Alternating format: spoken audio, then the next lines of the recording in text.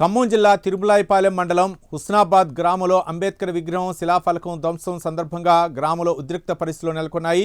దీనికి ఎస్ఐ జగదీష్ రంగంలోకి దిగి ఇరు వర్గాలతో విడివిడిగా సమావేశమయ్యారు. శాంతి భద్రతలు కాపాడే దిశగా పలు సూచనలు చేశారు. ఎవరూ చట్టాన్ని చేతిలోకి తీసుకోకూడదని, గ్రామాభివృద్ధి కోసం కలిసి పనిచేయాలని సూచించారు. అపోహలు, వదంతులు వ్యాప్తి చెందకుండా గ్రామస్తులు సహకరించాలని కోరారు.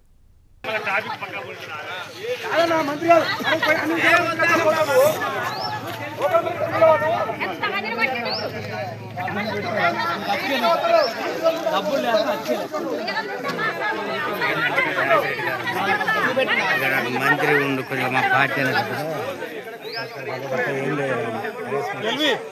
ఫోటో తీసుకెళ్ళి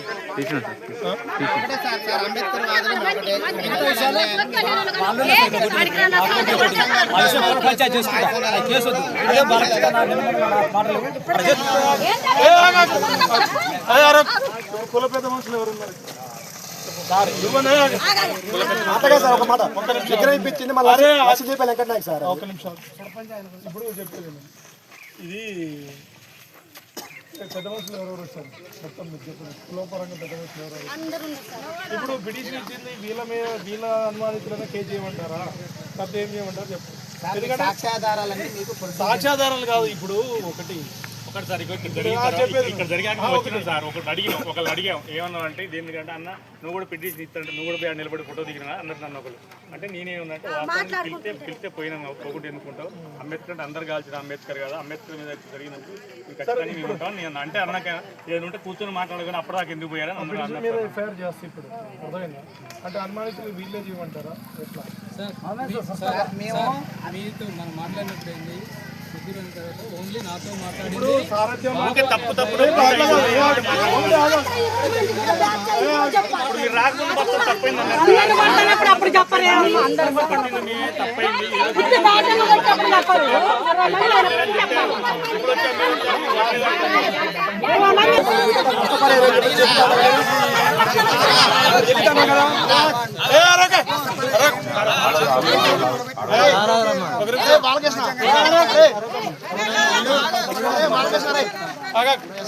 పాలకొడుతున్నప్పుడు ఎవరైనా చూసే వాళ్ళు ఉన్నారా? ఇక్కడ పాలకొడుతున్నప్పుడు ఎవరైనా అదే అడుగుతున్నా నేను. ఇంతమంది ఊళ్ళో అందరు ఉన్నారు కదా, లేస్తే ఇక్కడ నైట్ పెట్రోలింగ్ పోతుంటే కూడా కనిపిస్తారు ఇక్కడ నాకు.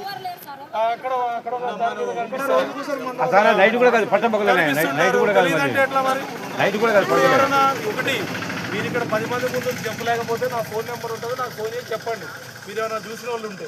అర్థమైందా? ఎందుకంటే ఒకవేళ చూడకుంటే ఫోన్లో ఎంకనతో మాట్లాడి నేనే పలకొందని బట్టి ఆయన కేసు పెట్టింది. ఒకవేళ ఆయన పేరు నుంచి అక్కడ అట్లా లేకపోతే ఎల్లారి పొద్దున పలుకుంటే గుర్తు తెలియని వ్యక్తులు పలగొట్టారని కేసు పెట్టేవాళ్ళు. అది జరిగింది. సత్యనారాయణ అన్న నిన్న ఫోన్ చేసినాక నేను ఏం చెప్పినా ఎవరు పలగొట్టారో అది తెలియదని చెప్పింది. తర్వాత మీరు చేసిన తర్వాత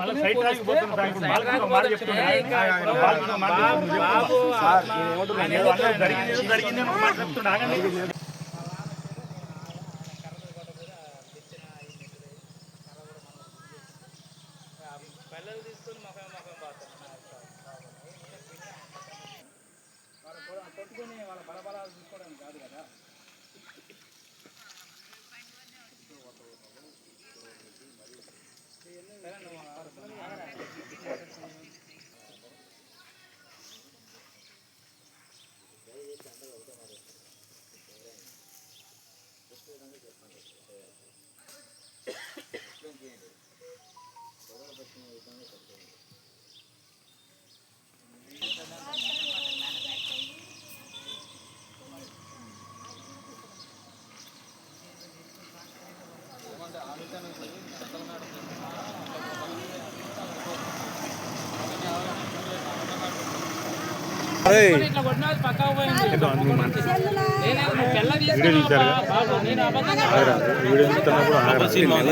వీడియో తీస్తున్నప్పుడు ఆగి ఉన్నప్పుడు నువ్వు మాట్లాడు దాగి గెలకబాకు తగిలిందిగానే వద్దని చెప్పిన నాన్న ఆయన వెళ్ళిపోయినా.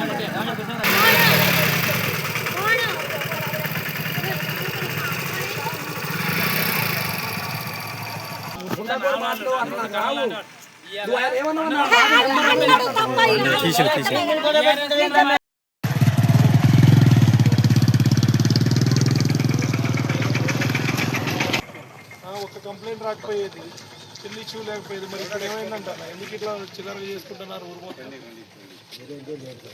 ఎంక్వైరీ అని కాదు, అంతకుముందు ఎంత మంచిగా ఉండేది అంట నా ఊరు, మరి ఇప్పుడు ఎందుకు ఇట్లా తయారైంది? మేము గవర్నమెంట్ వచ్చి 2.5 సంవత్సరాలు అవుతుంది సార్. నిజంగా గొడవలు జరగాలి, సృష్టించాలి కూడా కంప్లైంట్ రావాలి. ఇంతవరకు ఏ కంప్లైంట్ లేదు, ఎప్పుడు కూడా పేరుకి వచ్చింది కూడా లేదు. ఎప్పుడైతే ఎన్నికలు జరిగిన కానీ ప్రతి చిన్నదాన్ని పెద్దదాన్ని తీసుకురావడం స్టేషన్లో చూపించింది. మరి ఇప్పుడు అది కాదు, ఇప్పుడు అందరికి సంబంధించింది మరి అవి బాగా ఏదైనా ఉంటే దాంట్లో ఏదైనా ప్రాబ్లం ఉంటే పిలిపించుకొని మాట్లాడాలి, పాల్గొట్టాల్సిన అవసరం ఏమున్నది? ఇప్పుడు ఇక్కడ మా బ్రదర్ పాల్గొంటారని ఒక ఆరోపణ ఉంది సార్. మా తమ్ముడు వాళ్ళని ఇంకో అబ్బాయి కలిపి మా తమ్ముడు ఆరోపణ ఉంది సార్. నేను ఇక్కడే ఉంటా.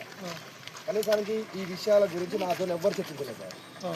ఒకవేళ చర్చిస్తే నేను కూడా దానికి స్పందించేసి దానికి ఏదైనా నష్టపరిహారం ఏం చేద్దాం అని మాట్లాడకపోతే నాకు తప్పు సార్. మరి గ్రూప్లో డిస్కషన్ జరుగుతుంది. గ్రూప్లో ఏ డిస్కషన్ లేదు సార్. పెట్టింది ఒక ఎంత ఒక్కడే పెట్టింది. దాని తర్వాత ఒకళ్ళు దాని మీద సార్ చట్టపరంగా చర్యలు తీసుకోవాలి. ఎవరు తీసుకోవాలి? మీరు తీసుకోవాలి. మీరు తీసుకోవాలి. దాంట్లో రెచ్చగొట్టేటట్టుగా ఒక ఆయన పెట్టడం, దానికి ఒక ఆయనకి సపోర్ట్ అని పెట్టడం, రెచ్చగొట్టే వ్యాఖ్యలు చేయడం, ఇంకా అవసరం లేదు సమస్య. ఎందుకు మాట్లాడే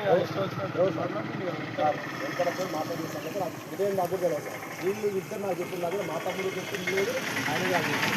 నేను ఎవరు సార్ నా పేరు పెట్టారు ఉద్యోగపూర్వకంగా సహకారంతో పెట్టాను సార్. తీసుకుంటే పెట్టారు. నేను ఏమంటున్నాను సార్, నాకు ఇక్కడ పిల్లగారు ఇదే హనుమంతుడి కూడా ముందుతాయి సార్. పిల్లగాళ్ళు ఇదే హనుమంతుడి ముందు కొడతాను. నా మీద ఆరోపణ చేసిన వాళ్ళు కూడా వాళ్ళు వచ్చుకోవటం అనేది మీకు దేనికైనా సిద్ధం సార్. నేను మీరు ఎంత శిక్ష చేసినా అనే సిద్ధం. నాకు తెలియలేదు దాని విషయంలో నాకు ఎందుకు అంత కడుతున్నారు. ఇప్పటికి సార్ ఇప్పటికి 3 కేసులు సార్. ఇప్పటికి 3 కేసులు చిన్న